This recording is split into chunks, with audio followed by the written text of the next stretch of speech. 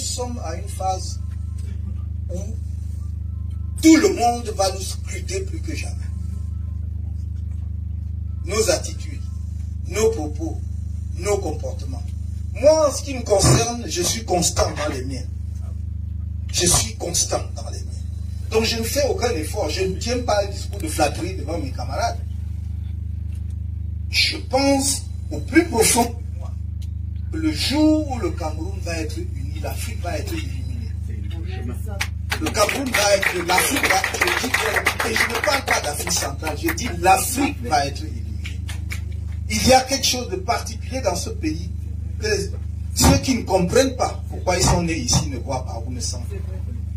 Donc nous devons mettre ça à la portée des Camerounais. Mes chers amis, ça c'est ma déformation professorale, donc j'ai tendance à tout parler, mais il me semblait qu'il fallait partager ça avec vous. Je suis particulièrement heureux de recevoir chacun de vous cet après-midi parce que vous devez être le vecteur au-delà donc effectivement de la convention.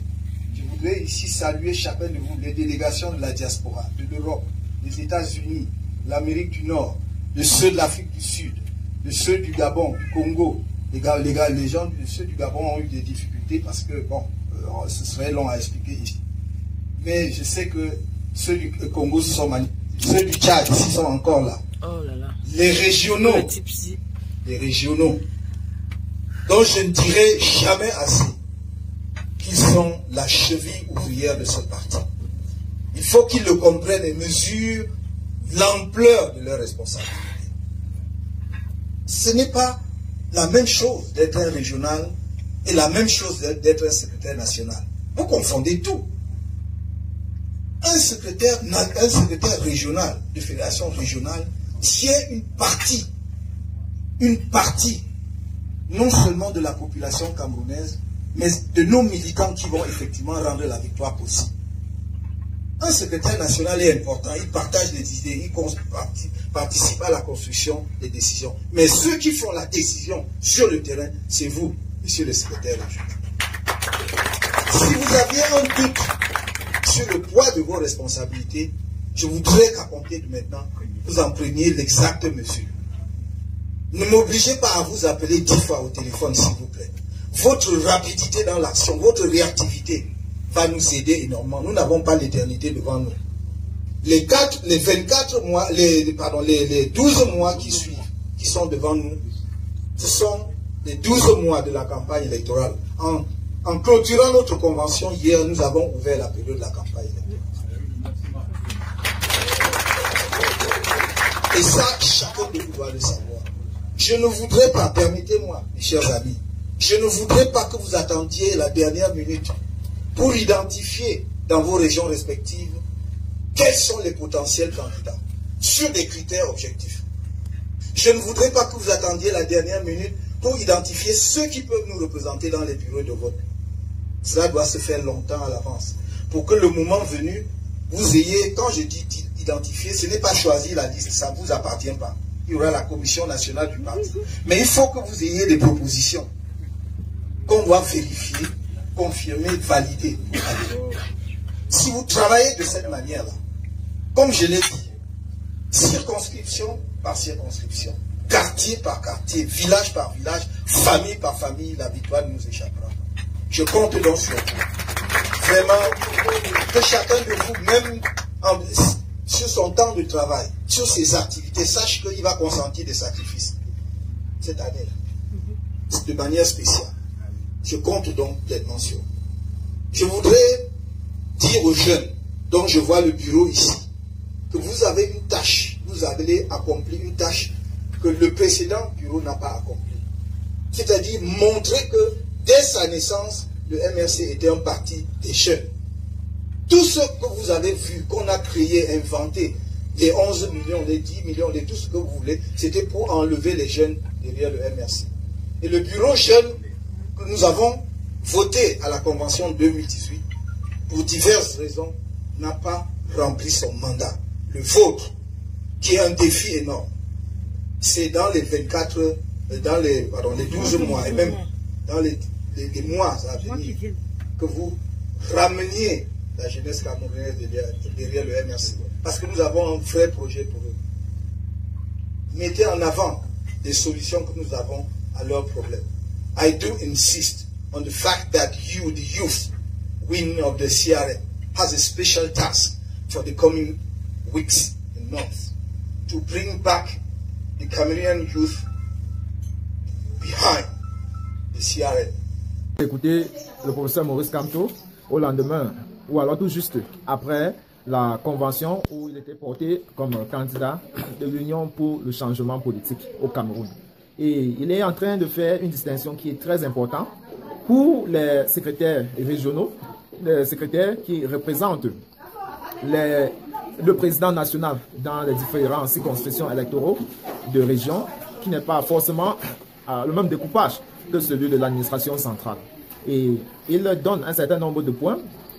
Comment vivre avec les secrétaires nationaux dans leur région, parce que les secrétaires régionaux ont souvent ce complexe-là de savoir qu'en leur sein, il y a des secrétaires nationaux qui répondent directement du directoire, qui fait en sorte que c'est très difficile pour le secrétaire régional de donner les ordres aux secrétaires nationaux qui sont dans leur circonscription. Donc c'est une remarque, surtout à la diaspora, qu'on a vu beaucoup de secrétaires nationaux se comporter un peu comme des primates, voyez-vous. C'est un peu difficile et le professeur a choisi l'occasion de ces Aftamil parties pour pouvoir leur dire en réalité que le rôle des secrétaires nationaux, eh bien, c'est de prendre un certain nombre de décisions qui va affecter la vie du parti partout. Et au niveau des secrétaires régionaux, ils sont des patrons du parti et donc responsables de l'implémentation de cette décision prise au directoire par les secrétaires nationaux sur le terrain. Et il le chargeait donc, il ne suffit pas de créer partout Kamto Victoire, Kamto Victoire. Ce victoire-là va se travailler dès le retour dans les régions. Certainement, d'abord, veiller que les familles s'inscrivent dans les listes électoraux. Après les familles, on va passer à des communautés, des associations, des regroupements ressortissants des coins. Après cela, on va poursuivre la campagne avec les associations, avec les quartiers, les chefs de quartier. Et puis on va passer à des groupements et puis des villages. Donc c'est un travail de fourmi qu'il faut engager dès le retour. Il faut qu'à la veille des élections, qu'on sait qui serait élu, qu'on sait qui serait candidat, qui a les potentiels de valeur et des potentiels financiers, surtout les potentiels financiers, parce que voyez-vous, c'est lorsque les élections approchent qu'on connaît vraiment ceux qui étaient préparés pour occuper les fonctions. Parce qu'on a vu les moments où les militants sont tellement braves, bavardent beaucoup, mais ils ne sont pas capables de débousser le cap. Ça fait en sorte que tout ce qu'ils ont passé le temps à raconter finit par mourir comme le feu. Quand vous voyez le feu se diminuer en cendres, c'est un peu ce qu'on a régulièrement vécu avec les militants. Et puis, il dit que le mandat passé, le mandat des jeunes, était pratiquement un mandat échoué parce que, voyez-vous, la jeunesse n'avait pas réussi, le mandat des jeunes n'avait pas réussi à pénétrer cette jeunesse-là, à l'intéresser. Et moi, qui fus partie de ce mandat sortant, il y a une chose qu'on a compris, c'est que pour être dans le bureau jeune, ça demande de l'argent. Voyez-vous, par exemple, lorsqu'on part en campagne, le président national a son convoi, mais les autres bureaux n'ont pas le même convoi, c'est-à-dire côté femmes et côté hommes. Ça fait que c'est difficile. C'est tellement difficile. Maintenant, on a élu, quand vous voyez la présidente Nafissa des jeunes, elle est beaucoup plus jeune. On nous apprend que c'est une chef d'entreprise, mais quand tu la vois, tu comprends qu'elle aurait des soucis financiers. Donc, quand on va commencer à voyager partout au Cameroun, elle va prendre de l'argent pour se déplacer, pour aller également porter son discours. Qu'est-ce que le directoire est en train de faire pour pouvoir empower? Et voilà là où on a appelé la diaspora. La diaspora, voici là où vous êtes tellement important. Parce que vous devrez veiller, un peu comme vous avez fait en 2018 avec la task force. Cette année, ou bien en 2024, vous devez commencer un peu plus tôt.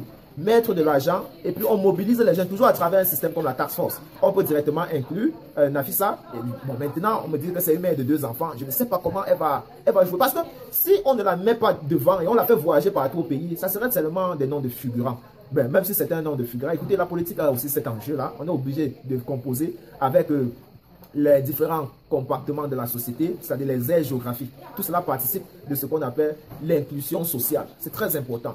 Donc, le professeur a dit, cette nouvelle génération, nous devons travailler comme des fourmis. Et moi, la responsabilité qu'incombe les secrétaires régionaux, pour moi, est très importante. Ils devaient se défaire du complexe. Parce que la plupart des secrétaires régionaux qui ont ce complexe de travailler avec des jeunes dynamiques, avec les secrétaires nationaux dynamiques, eh bien, leur région restera toujours au sol. Parce qu'il y a beaucoup qui sont venus avec cette mentalité du RDPC. pensent que l'argent va tout faire.